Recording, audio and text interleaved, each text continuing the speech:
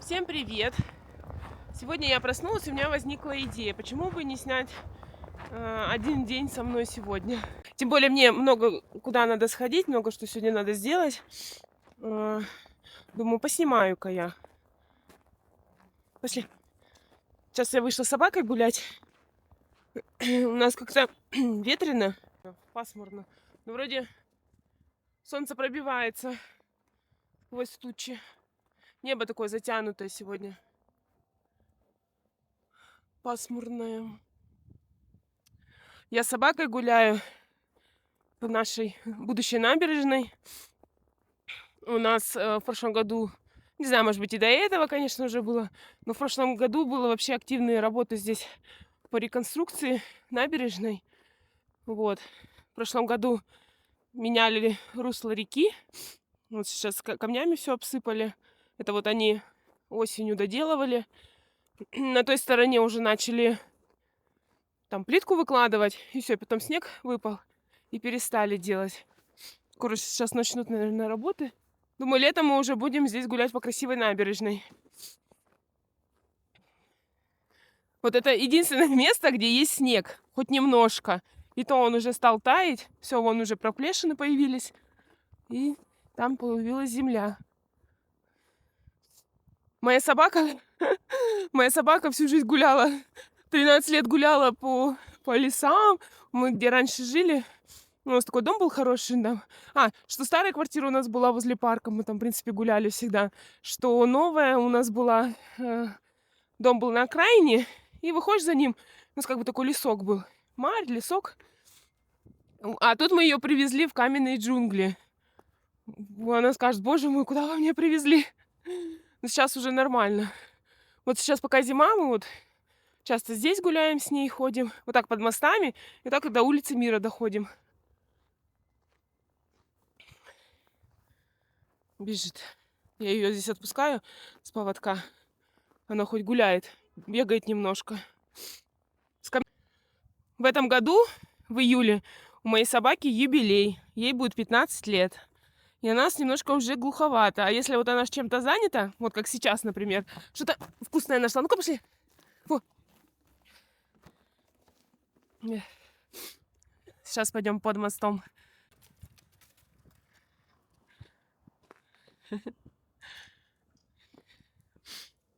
Здесь можно на коньках кататься. Все, пошли.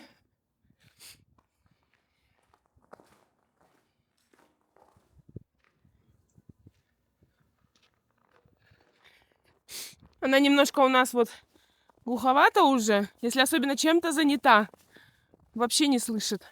Ну, все-таки, извините, уже и возраст у нее, да? Сделаем ей поблажку. Пошли, пошли.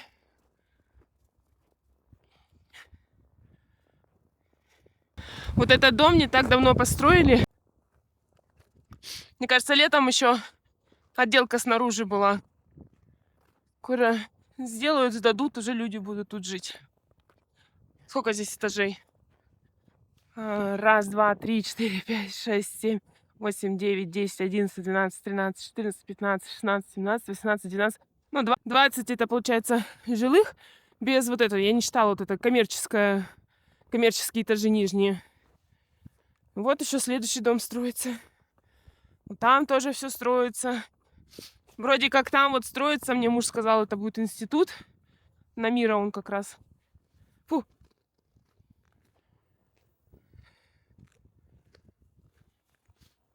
Вот здесь, да, такой современный Улан-Батор. Сейчас покажу. А здесь старая часть.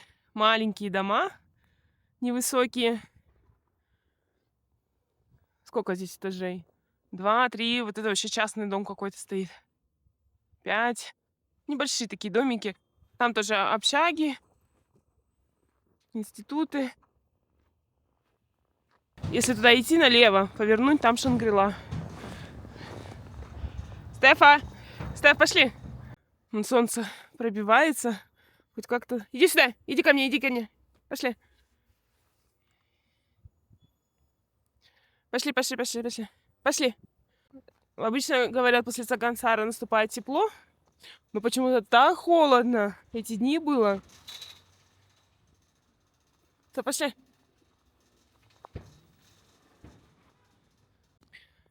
Там вот уже улица Мира, которая мне перпендикулярна. Вот так можно и до Мира добежать. В принципе, тут недалеко. Так, где моя собака потеряла? Не вижу тебя, Стеф. Среди травы вот этой рыжей она растворяется. Не видно ее даже. Вот получается парус. И там еще какое-то здание строится. Это которое, наверное, гостиница. Я тогда видео где-то сказала, что башня Энканто, типа, строится самое высокое здание. Мне написали комментарий, что нет. Как гостиница, как она называется? Рицинг... Я не выговорю. Я подпишу. Не могу выговорить. У меня почему-то это... Два слова таких, они у меня не получается с первого раза выговорить их. Вот, что это будет самое высокое здание. Здесь общежитие внутри. Здесь летом уходишь, сейчас студенты вот так сидят. Здесь, получается, река течет. Ну, она небольшая. И вот так студенты сидят, смотрят. Горы заснеженные. Да, видать, тучи снеговые ходят над ними. Вот тоже дом, да, коричневый. Кстати, тоже недавно строился, а в него уже люди, смотрю, по окнам так люди заселились. И вот строится рядом дом. И вот у этих части какой там будет цвет. Это вообще кошмар, конечно. Зачем вот так строить? Я не понимаю, куда архитекторы смотрят. Так же нельзя. Это у людей постоянно будет темнота. Зачем так впритык делать дом к дому? Я понимаю, что земля дорогая, конечно, все строятся, но какие-то все равно ограничения же должны быть. Понятно, что это не только здесь, это везде.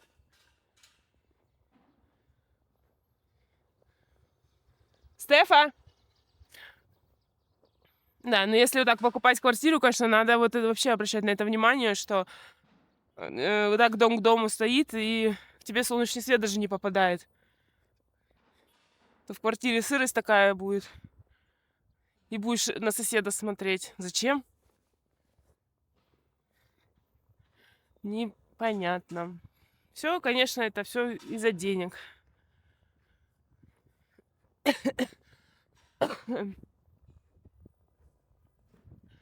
Здесь какой-то коричневые дома в коричневых оттенках. Этот дом коричневый, этот темно-коричневый. Это тоже, наверное, будет коричневый. Ты меня не узнаешь? Иди сюда. Пошли домой, пошли домой. Стефка, это я. Стеф, я тут, Стеф. Доня, иди ко мне. Ты что, маму не узнала? Боится меня. Ты моя собака.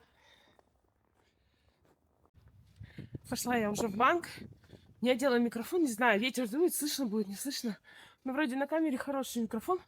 Хотя все говорят, покупайте же Osmo Pocket 3 полный комплект из-за микрофона.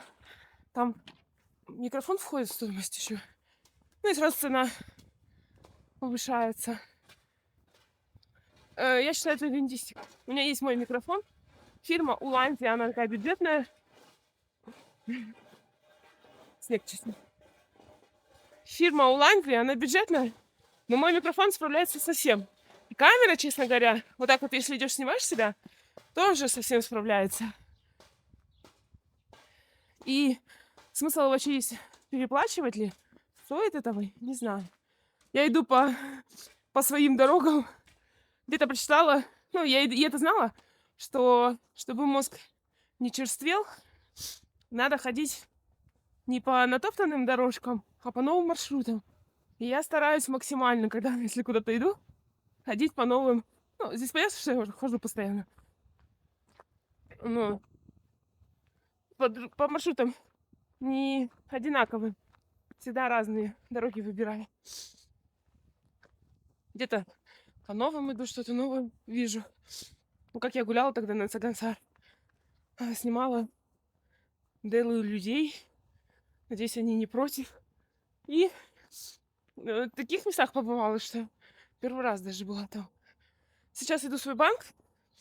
У меня банк CDB. Мне надо там кое-что спросить, как вклад открыть. Не могу. Надо идти в банк. Вот у меня что-то постоянно какие-то надо в банк ходить. За квартиру я тоже в банке плачу. Но я плачу в другом банке. Туринбанк называется. Это государственный банк. Я плачу не через кассу, а через такой аппарат стоит. Я подхожу, просто коды ввожу. Ого, какая машина. Сейчас бы мои дети тут. Какие колеса. Спортивный какой-то. Плачу я, значит, не через оператора, а через банкомат такой маленький стоит. Вводишь код и оплачиваешь.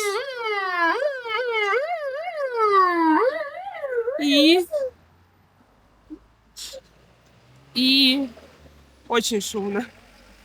И что еще? Видать? Местные тоже очень много платят. Я вот обращала внимание. Не через телефон, не через приложение. Потому что в моем банке код моей квартиры не видит. То ли Суху еще не заключил договор с моим банком. Я не понимаю.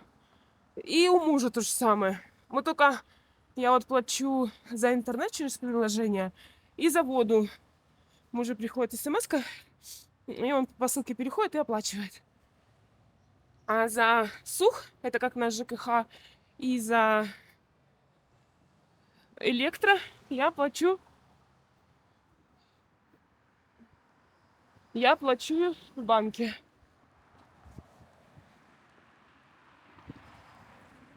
А еще что хотела сказать. За Сух и за интернет мне возвращается 2% налога через приложение Иборит. Я уже показывала где-то в своих влогах. Там в каждом чеке есть код, QR-код. Есть код, который, прописью, там обычно 2 буквы и цифры. И сумма. Вводишь, 2% тебе возвращается.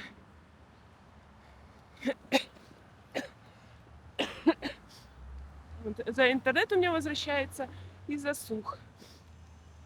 А за электро и за воду нет.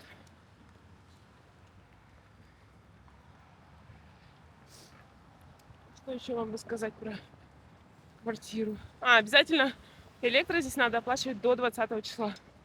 Если ты 20-го не оплатил, 21-го тебе придут и выключат провода.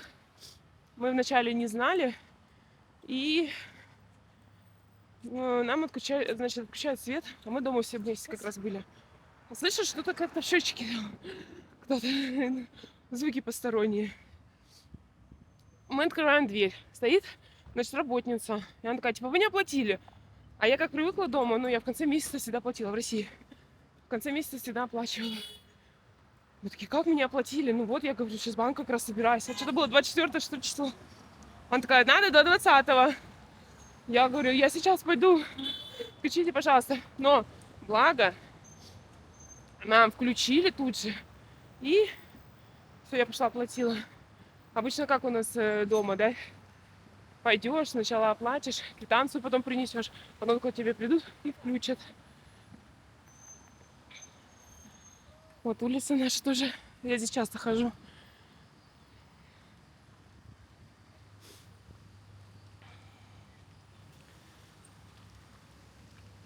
Вот это тоже строится вроде как больница.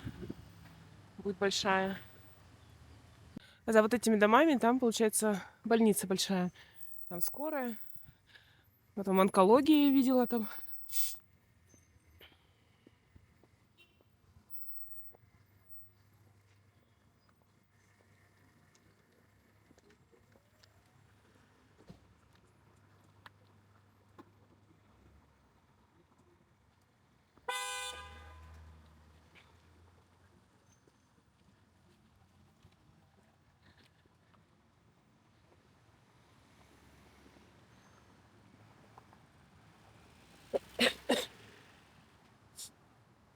Очень много здесь химчисток. Лаундри. В Ямарте тоже есть лаундри. Приходишь, стираешь. Так стало не очень.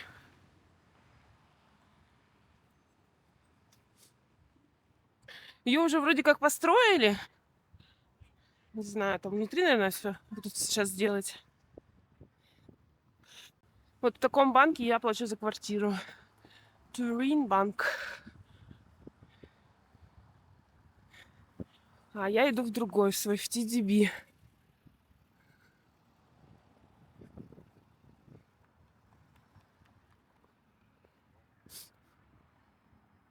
Банки здесь работают только с понедельника по пятницу.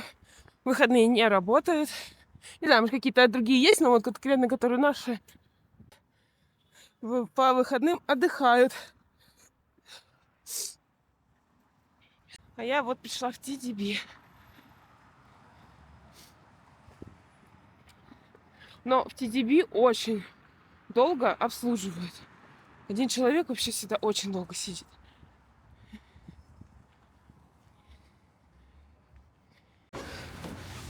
Ой.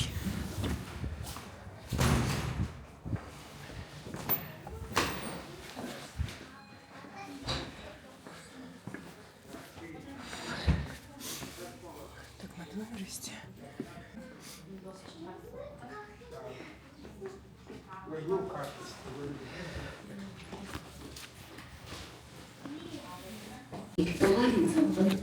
Ну.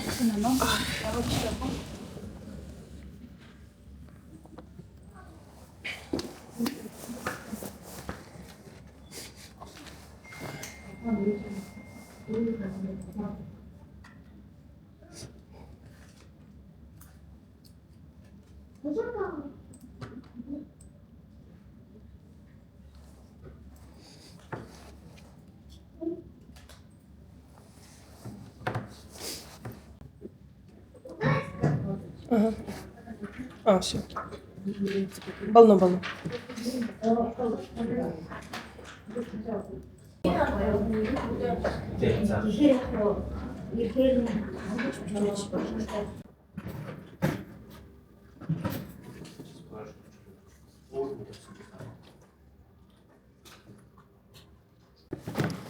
Сколько Российская Федерация санкций было движение уровня рынка при открытии счета для российского клиента сначала заявка манипуляция, во-первых, владельцом учебным прогнозом программы делать счет будет открыт, как только поступит по заявке, мы сообщим вам по телефону.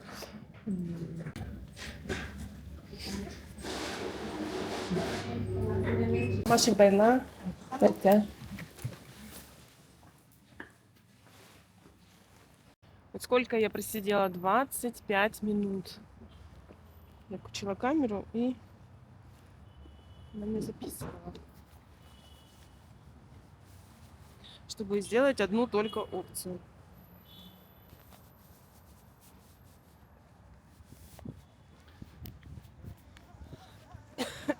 Мне нужно было открыть... Ой! Девочка упала, господи. Бедная. Мне нужно было открыть счет вклады. Мне оператор сказала, что иностранцы, они не могут открывать сами вклады, нужен только оператор. Вот она мне все делала, это 20 минут. Потом мне написала такое сообщение. Все обычно, через переводчик мы просто общались.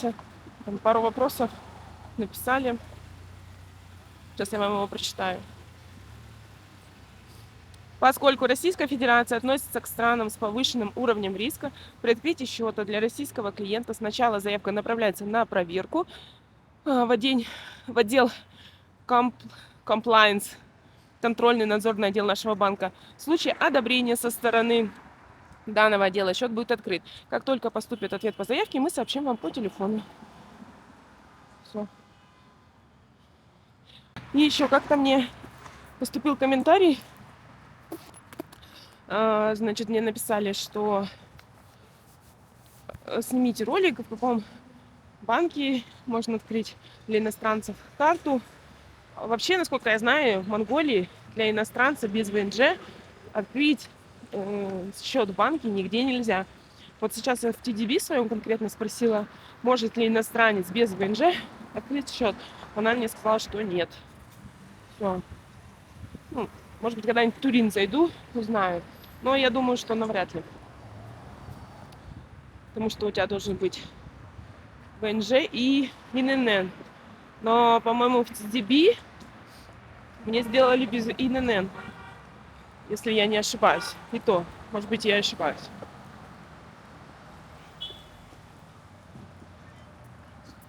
Так, идем дальше с вами по делам.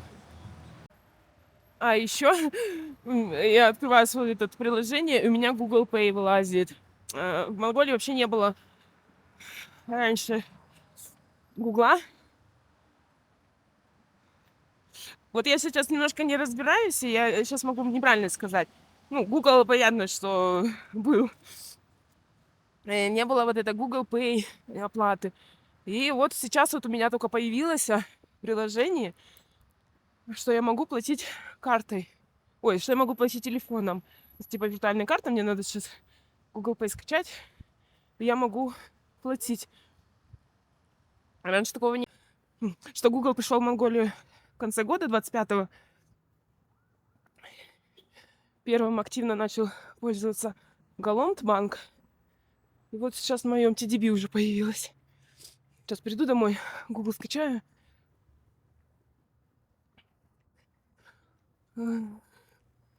И попробую, может быть, где-нибудь оплатить. Ну, у меня вообще, в принципе, проблем нет. Мы платим купеем. Также заходишь в приложение банка, и QR-код. По QR-коду тебе кассир на своем экране QR-код выдает. Ты просто его сканируешь, также оплачиваешь. Просто чтобы в банк постоянно не заходить.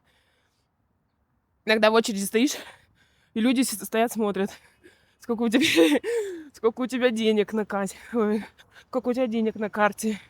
Вот так вот косятся. А сейчас как бы видно не будет. И все, только в этом плюс. Сейчас иду. Мне в магазин надо зайти и домой. Перекушу и дальше пойдем. Что-то я как-то подзамерзла, честно говоря. Вот если я не в кашемировой кофте, а я в кофте в теплой, но она синтетика. И мне холодно.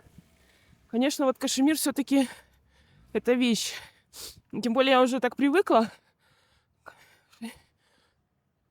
Во-первых, натуральная ткань, у тебя будет тепло, а за такую же цену. Поэтому, еще раз повторяю, лучше покупайте кашемир, чем синтетику. Это всегда будет лучше. Сейчас мне надо за туалетной бумагой зайти. Почему-то вот я покупаю всегда вот именно в этом магазине. А он, блин, съехал в магазин. Ну, ёк-макарёк, там такая бумага хорошо была. Ладно. Пойду в наш мини. И там куплю. Вот тоже дом строили летом. Уже все, дом обшили. Окна вставили везде. Сейчас ремонт сделают. И, наверное, во второй половине года уже сдавать будут. Буквально вот его не было. Стройка была еще в прошлом году.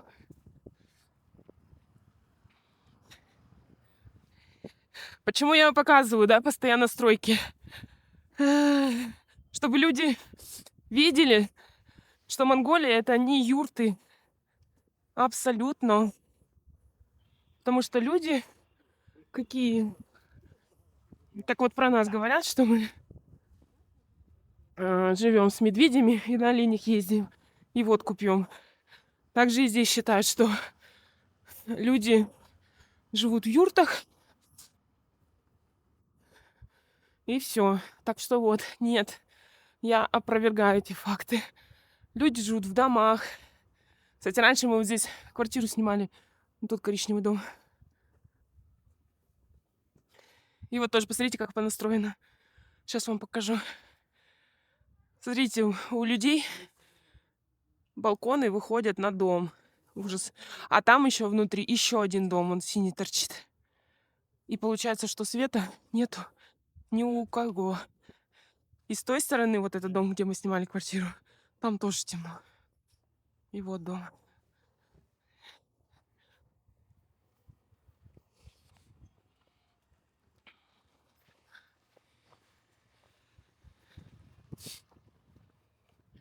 почему тоже я уже говорила, наверное, почему я завела блог про Монголию. Хочу, чтобы люди видели, что эта страна развивается, как люди здесь живут, что можно приехать абсолютно сюда спокойно.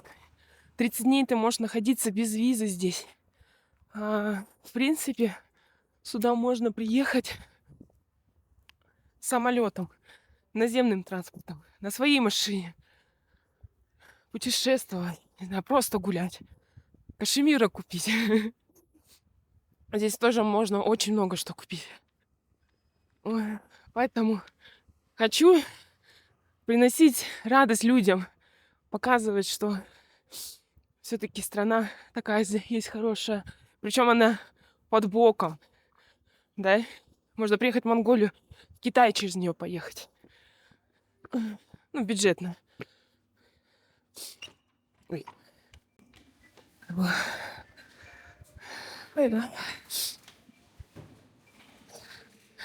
Так, мне надо хлеб купить. Корзину взяла. Мороженое раскладывать. Взять. Батон попробовать.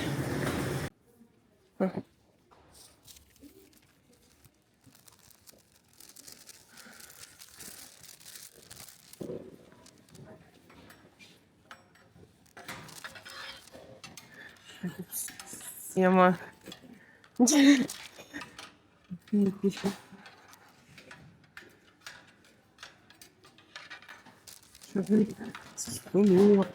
Да.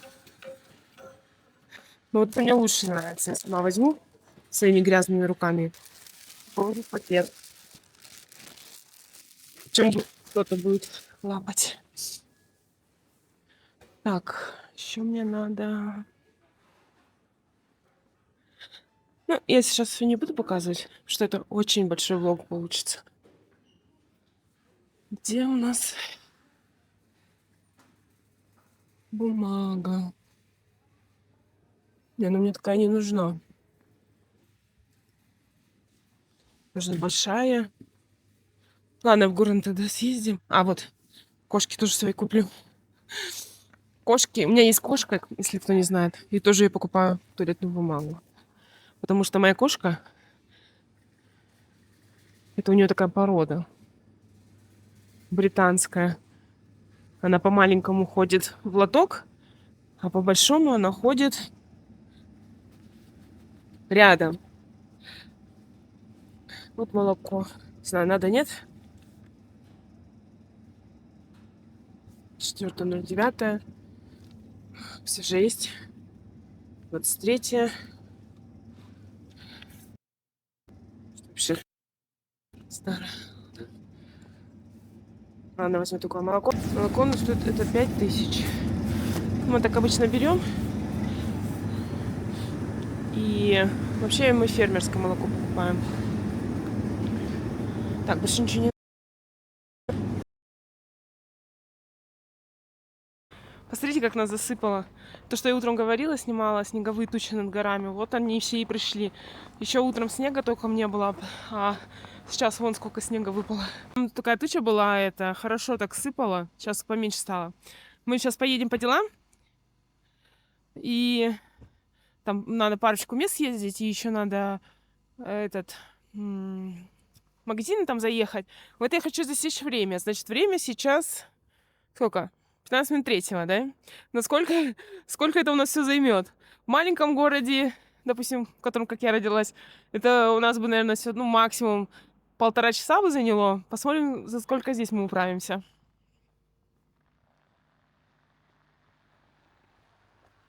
Все, тихо-тихо. Да, я сяду. Приехали мы в магазин. Первый. Называется он вот так. Амтат маркет.